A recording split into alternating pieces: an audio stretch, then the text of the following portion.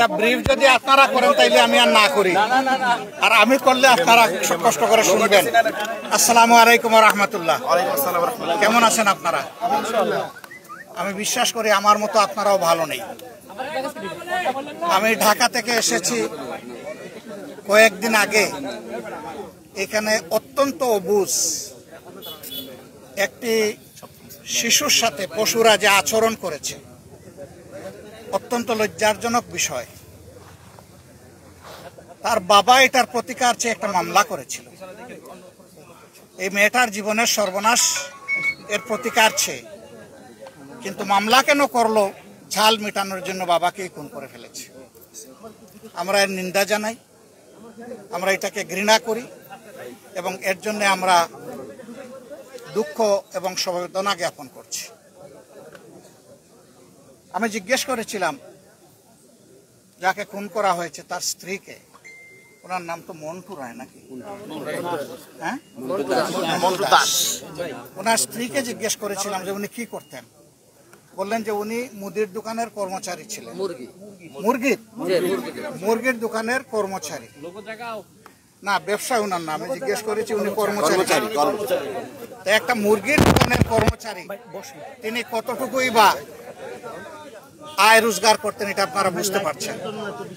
তারপরেও তাদের সুখের সংসার ছিল, আয় যাই হোক, কিন্তু সেই সংসারটাকে একদম শেষ করে দিল, তছনছ করে দিল। আমরা মানবিক দায়িত্বের জায়গা থেকে এখানে এসেছি, আমরা তাদেরকে সম্মান দেখাতে এসেছি।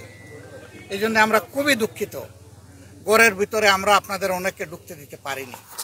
আপনারা লক্ষ্য করেছেন আমার কিছু ঘনিষ্ঠ সহকর্মী ঢুকেছিলেন, একটা পর্যায়ে আমরা তাদেরকে অনুরোধ করে বাইরে দিয়ে দিয়েছি, কারণ আমাদের কাছে মা বোনদের ইজ্জতের মূল্য অত্যন্ত বেশি। আমি চাই নাই যে ওই মেয়েটা, যে মেয়েটা মুসলিম, তার মুখকে দেখুন। এই মেয়েটা আমার হলে আমার অনুভূতি কি হতো, আপনার মেয়ে হলে আপনার অনুভূতি কি হতো। পশুরা তো ওই সমস্ত জ্ঞান রাখে না। এদেরকে আল্লাহর কোরআনের ভাষায় বলা হয়েছে বালহুম আদাল্লু, এরা পশুর চেয়ে নিকৃষ্ট। আসলে সেই আচরণই তারা করেছে। মেয়েটার উপর জুলুম করলো, বাবাকেও খুন করলো, একটা পরিবারকে একদম ধ্বংস করে দিল। আমরা তাদেরকে আশ্বস্ত করেছি যে আমরা তাদের পাশে থাকব। আমি কুটে কুটে জিজ্ঞেস করেছি এ পর্যন্ত কে কে তাদেরকে সহানুভূতি দেখাতে এসেছেন। তারা সবগুলা খুলে বলেছেন। যারা এই সহানুভূতি এবং দেখিয়েছেন, সাহায্য করেছেন, আমি তাদের সকলকে ধন্যবাদ জানাই, অভিনন্দন জানাই এবং কৃতজ্ঞতা আদায় করি।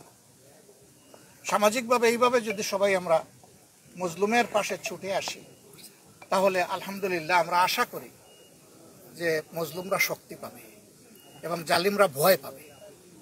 জালিমদেরকে ভয় দেখাতে হবে, তাদের শাস্তি নিশ্চিত করতে হবে এবং দ্রুত শাস্তি নিশ্চিত করতে হবে। আর মজলুমের পাশে শক্ত হয়ে দাঁড়াতে হবে এই অনুভূতি নিয়ে যে সেই মজলুম ব্যক্তিকে আমিও হতে পারতাম। তখন আমার সমাজের কাছে আমি কি আশা করতাম? আমাদের কাছে দল ধর্মের কোনো ব্যবধান নেই, আমাদের কাছে মানবতা। মানবতা যেখানেই বিপন্ন হবে আমরা চেষ্টা করি সেখানেই গিয়ে হাজিরা দেওয়ার জন্য। মহান আল্লাহর পর ভরসা করে আমরা তাদেরকে আশ্বস্ত করে এসেছি আমরা প্রতি মাসে এই পরিবারের সাথে থাকব ইনশাআল্লাহ।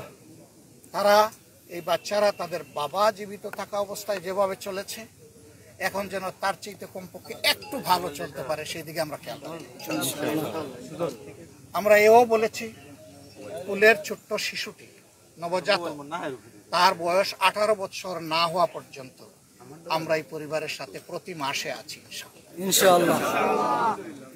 এদের পড়ালেখার খরচ, এদের জীবনের ব্যয় নির্বাহ, একটা সাধারণ পরিবারের যেটা, সেটার জন্য আমরা পাশে থাকব।